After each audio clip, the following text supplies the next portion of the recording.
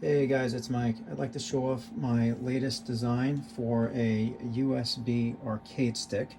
I did get a request to start creating USB sticks in addition to my original sticks and control pads for the original hardware. As you can see, I kind of amped up my styling and design process, and I'm really liking these. So this is a USB version.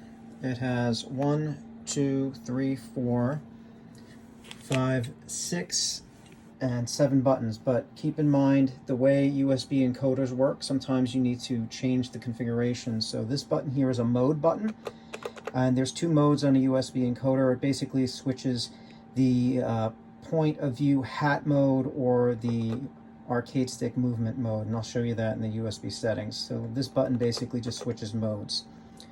This could be any configuration that you map it to, so usually A and B or 1 and 2. Same thing here, 3 and 4, and then 5 and 6. Now this all depends on the emulator you're using and how the emulator works.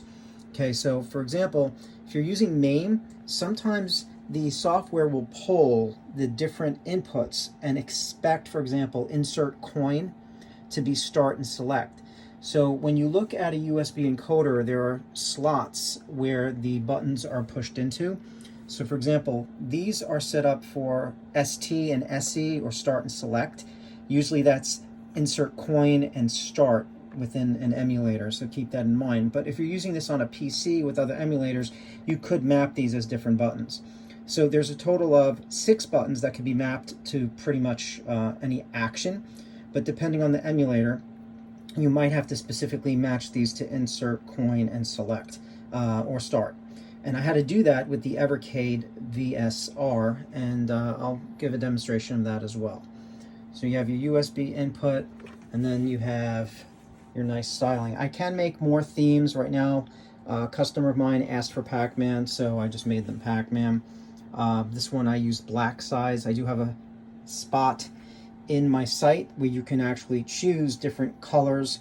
I haven't added one for the base yet, so usually the base is black, but I'll be adding those options. And obviously just contact me if you don't want to wait for the site to be updated.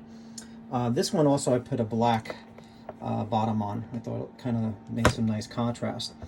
The biggest problem is I don't know what type of knob color to use. I don't know if I should use yellow, kind of like the way the yellow looks, as well as black. The black puts a nice contrast on, but oops, just dropped that one.